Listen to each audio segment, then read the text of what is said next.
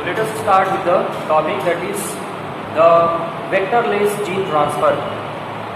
Vectorless gene transfer.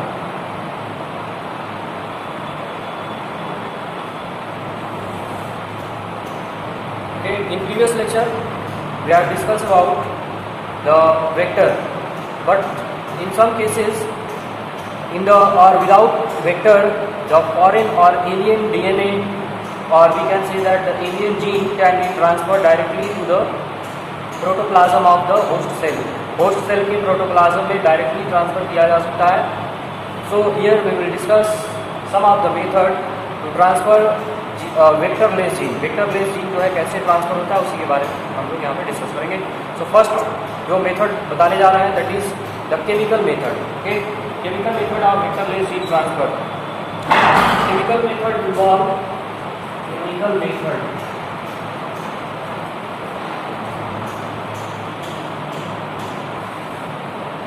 In this method of gene transfer. यहाँ पे जो जीन ट्रांसफर कराया जाएगा केमिकल मेथड में, उसमें क्या किया जाता है कि ये जो है प्रोटोप्लाज्म विथ एलियन जीन जो जिसको प्रोटोप्लाज्म में ट्रांसफर कराना है होस्ट सेल के, उसको कुछ केमिकल्स में रखा जाता है. जो मोस्ट कॉमन केमिकल यूज होता है that is the PEG, polyethylene glycol. Polyethylene glycol को protoplasm plus gene means the desired gene. यहाँ पे जो है डिजायर्ड जीन भी लिख सकते हैं. Protoplasm with desired gene transfer to और placed in a chemical that is PEG. PEG chemical में रखने पे क्या होता है, ये जो है PEG polyethylene glycol. The permeability of the cell membrane or plasma membrane becomes increased, and that allow the entry of desired gene into the protoplasm. ये क्या करता है, ये केमिकल desired gene के एंट्री को permeable बनाता है, वो जो आसानी से एंटर कर जाता है.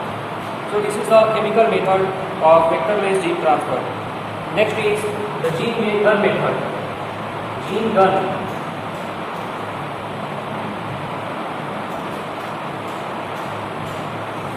And the gene gun method involve, it is the coating of the DNA over the gold. Okay, gold metal लिया जाता है, गोल्ड मेटल का एक छोटा सा बॉल बनाया जाता है और उसको जो है गन के हेल्प से एक पर्टिकुलर स्पीड पर उस गोल्ड मेटल के ऊपर कोटेड DNA को जो है इंजेक्ट कराया जाता है into the protoplasm. It is called gene gun method. Gene gun method involve the DNA coated on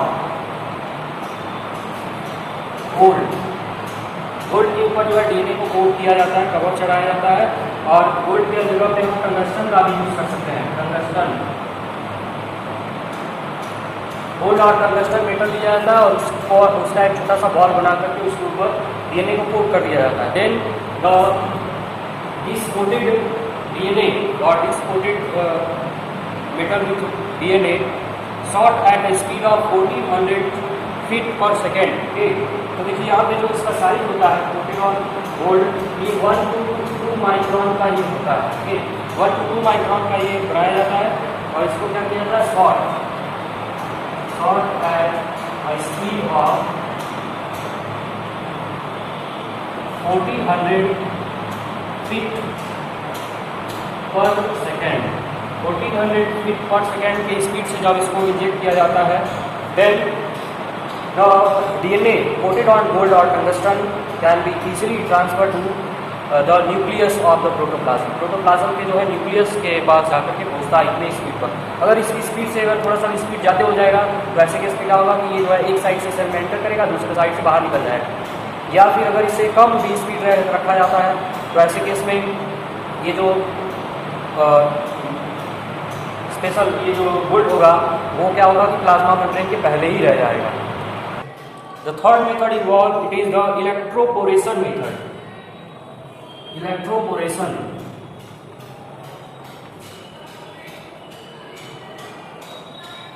electroporation method. यहाँ पे जो टर्म आपका आया है इलेक्ट्रो, सो इलेक्ट्रो टर्म जो है रिलेट करता है इलेक्ट्रिसिटी से। जब हम इलेक्ट्रिसिटी को पास कराते हैं या फिर एक पर्टिकुलर वोल्टेज पे जीन को और प्रोटोप्लाज्म को रखते हैं किसी मीडियम में, तो ऐसे केस में क्या होता है, परमिबिलिटी उसकी इंक्रीज हो जाती है and that allowed the transfer of gene. Okay, it means the electroporation method involve the cell with DNA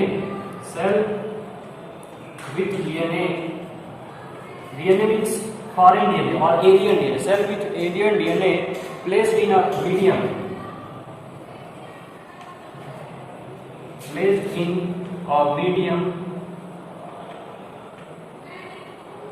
okay, and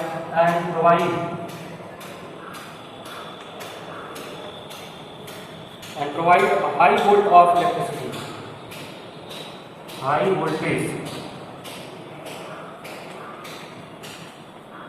medium में रखने के बाद उसमें जो है हाई वोल्टेज को जो है करंट, हाई वोल्टेज का करंट पास कराया जाता है, but it is for very very less time period, बहुत ही कम टाइम पीरियड के लिए, शॉर्ट टाइम पीरियड के लिए ये करंट पास कराया जाता है, very very short time period.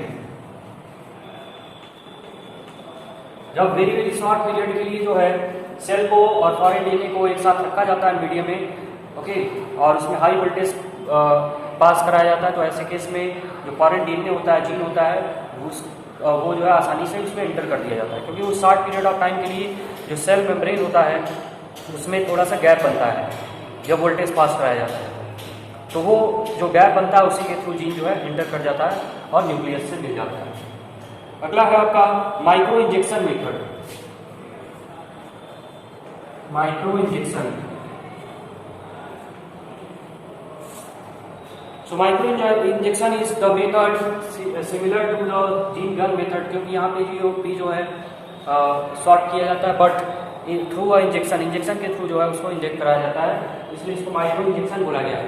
And it is used in the case of female egg cell. अगर फीमेल एग सेल में जो है ह्यूमन एग सेल में,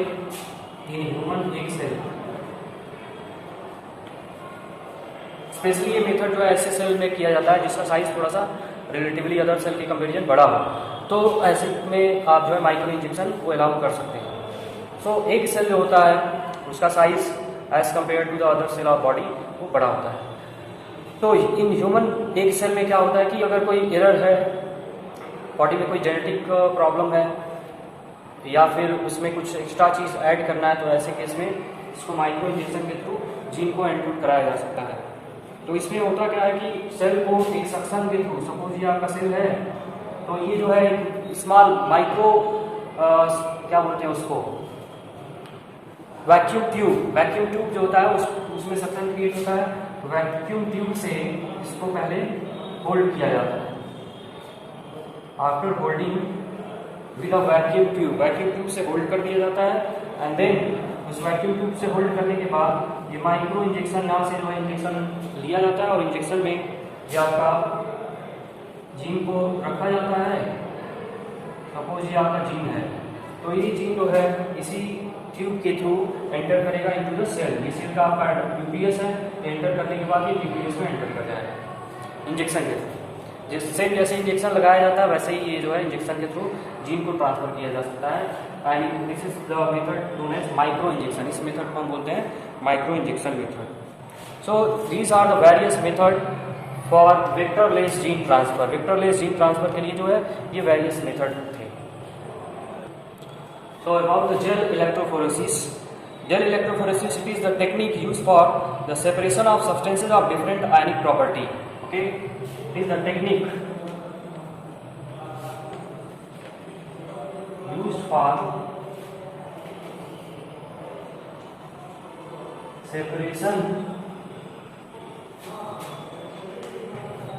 for separation of substances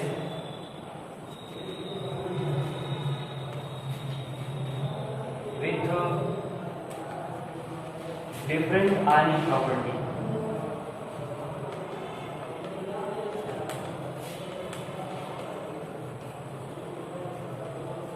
So here the different ionic property means the substances will be either negatively charged or positively charged। तो ऐसे substance को जो charge particle carry करते हैं या फिर जो चार्जेस कैरी करते हैं या तो पॉजिटिवली चार्ज होते हैं या फिर निगेटिवली चार्ज। तो ऐसे सब्सटेंस के सेपरेशन का जो टेक्निक होता है it is known as gel electrophoresis.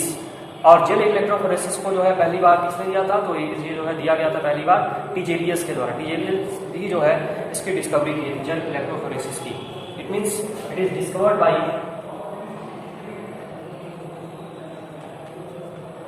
और गिवन बाय टीजेलियस। टीजेलियस जो थे उन्होंने जेल इलेक्ट्रोफोरेसिस का कॉन्सेप्ट दिया था। And the gel which is used during this method और technique it is the agarose gel. Agarose gel से जो है जेल का यूज इसमें किया जाता है, agarose gel. It means it can be also known as agarose gel electrophoresis, क्योंकि इसमें एग्रोस जेल जो है यूज होता है। Okay, agarose gel is used during gel electrophoresis which was given by टीजेलियस।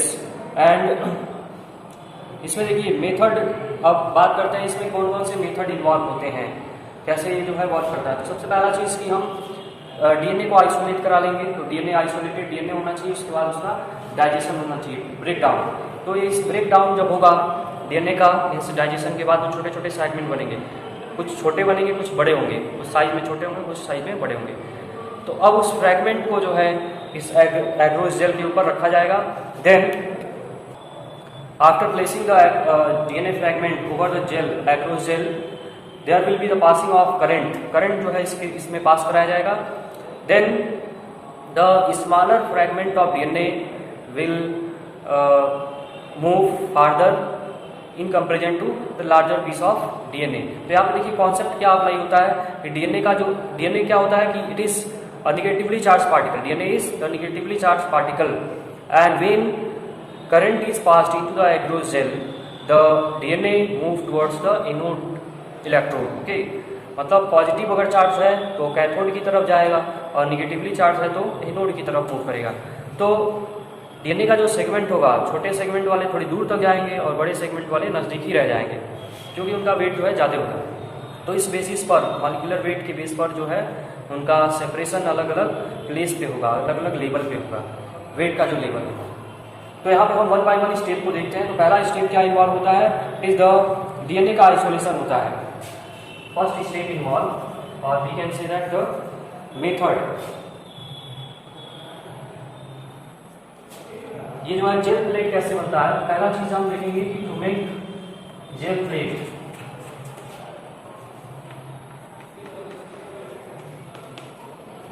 ये जो है एग्रोस जेल का यूज होता है टू मेक जेल प्लेट। अब मेथड में हम जानते हैं, तो मेथड जो होगा इसमें पहला मेथड होगा isolate DNA, isolation of DNA. तो ये तो पहले ही आप पढ़े हैं कि पहला जो स्टेप इन्वॉल्व होता है that is isolation of DNA. तो डीएनए का आइसोलेशन किसके हेल्प से होता है, एंजाइम्स की हेल्प से, यूजिंग एंजाइम्स। एंजाइम क्या करता है, डीएनए के स्ट्रैंड को, डीएनए को जो है छोटे छोटे पीस में ब्रेक कर देते हैं, कट कर देते हैं। The second step involve it is the digestion of DNA, separation of DNA fragment. ठीक, digestion of DNA to make fragment।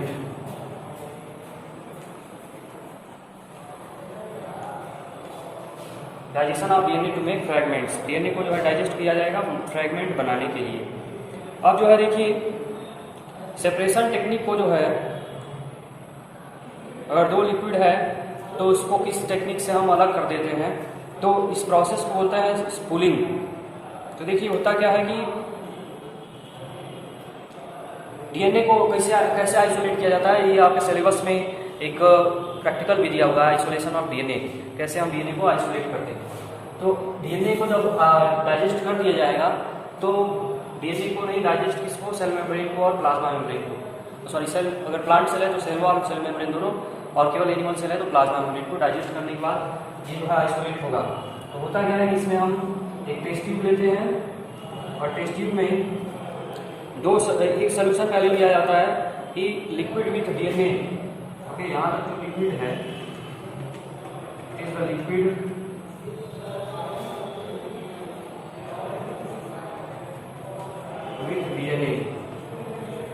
Enzyme डालने के बाद जो है डाइजेशन जब होगा सेल का, तो सेल के अदर पार्ट जो है डाइजेस्ट हो जाएंगे, न्यूक्लियस से केवल डीएनए जो है अलग हो जाएगा। डीएनए का डाइजेशन नहीं अभी हुआ, पहली बार के केस में हम देख रहे हैं। तो यहाँ पे जो है डीएनए के साथ जो है सोल्यूशन जो है एक टेस्ट ट्यूब में लेंगे and then in the test tube chilled ethanol जो है इसमें प्लेस करेंगे।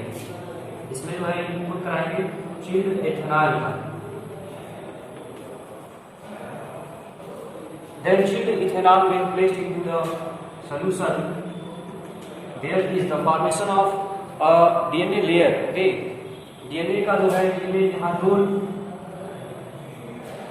देखिए जब चिल्ड एथेनॉल को हम इसमें डालते हैं और इस यहाँ नीचे की तरफ आपका लिक्विड मीडियम रहता है विथ डीएनए, तो ऐसे केस में क्या होगा कि जो डीएनए है ये दोनों लिक्विड के बीच में एक लेयर बना लेता है।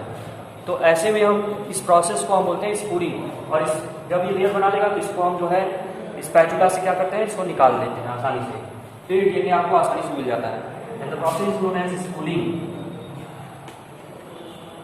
Okay, we can define as splitting is the separation of DNA from two liquid using spatula or glass. Okay, isolation of DNA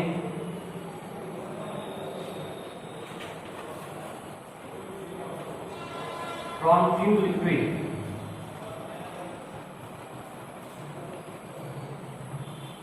using glass rod or spatula।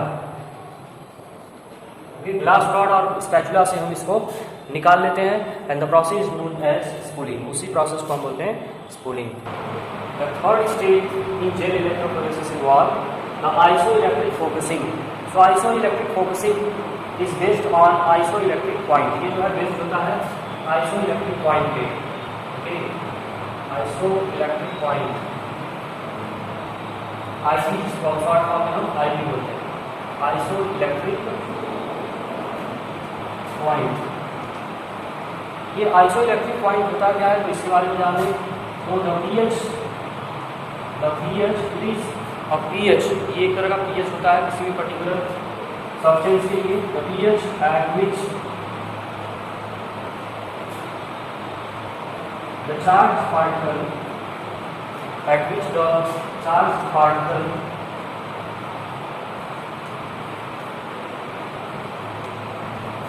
lose its charges,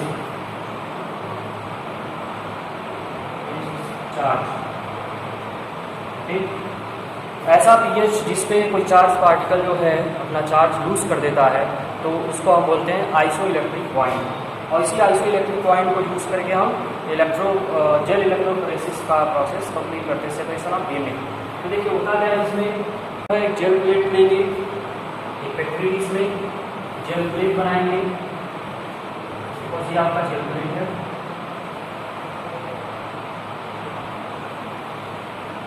okay, और jail plate में दो आपका and होगा, एक जो है cathode एक anode. ठीक, और यहाँ पे जो है जो इलेक्ट्रोड लगाया गया है वो इलेक्ट्रोड आपका है इस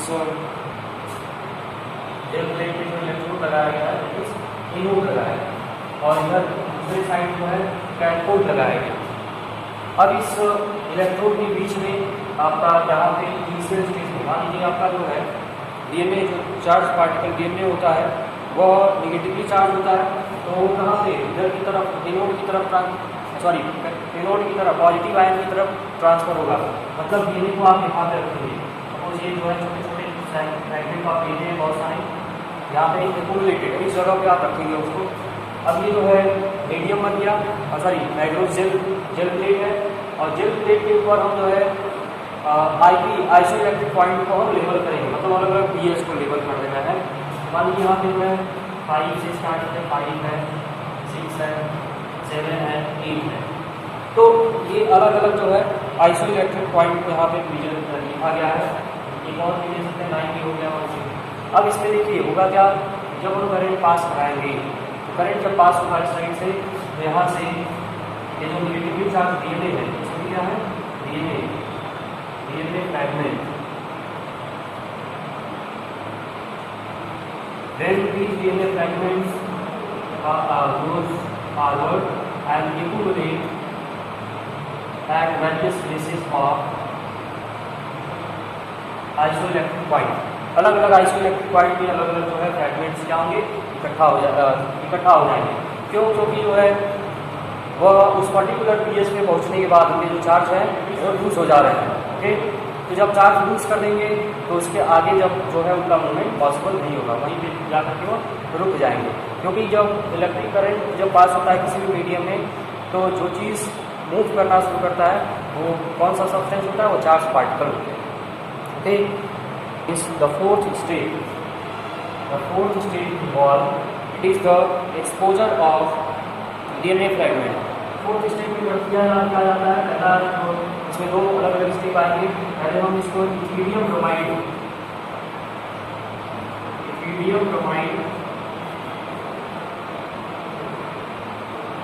से इसकी स्टेनिंग की जाती है। Ethidium bromide use to stain the gel plate को जो है स्टेन किया जाता है, स्टेन जेल प्लेट। और जब इथिडियम ब्रोमाइड से इसकी स्टेनिंग हो जाती है जेल प्लेट की, then the second stage involve in this state, it is the exposition. Okay, the gel plate then exposed to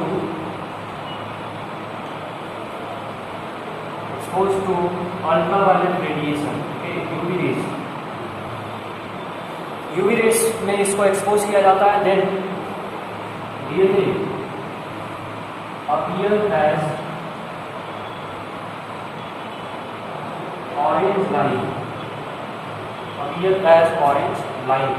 जो है DNA ऑरेंज लाइन में अपीयर, लाइन छोटा छोटा लाइन भी आपको दिख रहा है, तो ये लाइन पहले नहीं दिखाई देता। ये लाइन कब दिखाई देगा, when it is stained by ethidium bromide.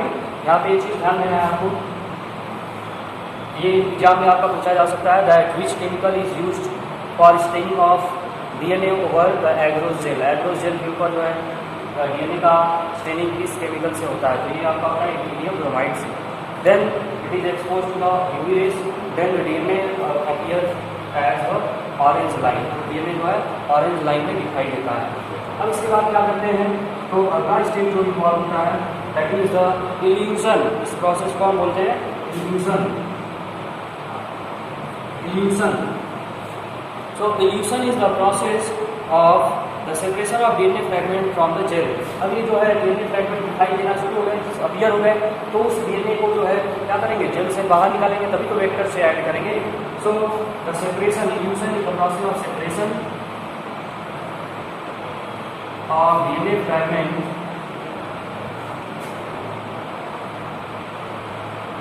From jail.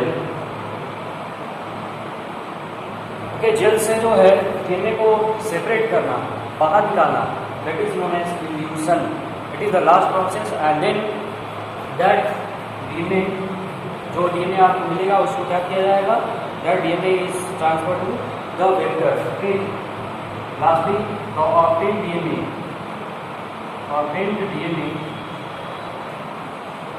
Added to vector. Okay, उस ऑब्टेन्ड डीएनए को हम वेक्टर से जोड़ देते हैं। So this is all about the gel electrophoresis. So blotting, the southern blotting is the process of separation of DNA। okay, जो हम simple gel electrophoresis में पढ़े हैं, तो जब जेल इलेक्ट्रोफोरेसिस के थ्रू सेपरेट करते हैं क्या, separation of DNA to gel electrophoresis.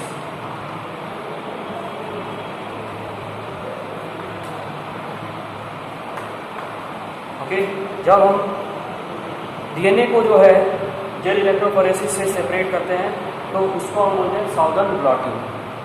Okay, अगला जो है नॉर्दर्न ब्लॉटिंग। तो नॉर्दर्न ब्लॉटिंग जो है ये होता है आपका आरएनए के लिए। When the separation, northern blotting involve the separation of RNA, separation of RNA using gel electrophoresis।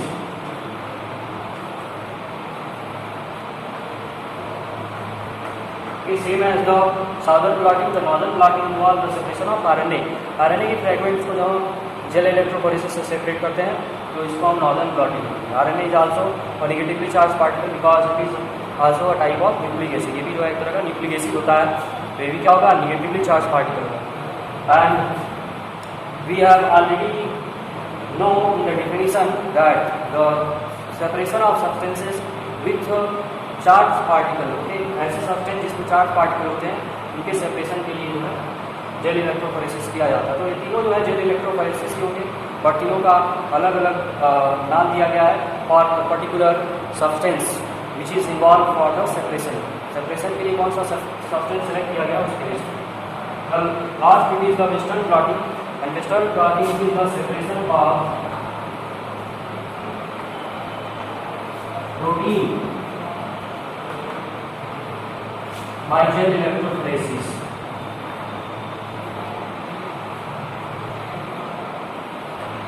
The separation of protein by gel electrophoresis, it is known as the Western blotting. So this is the process of blotting.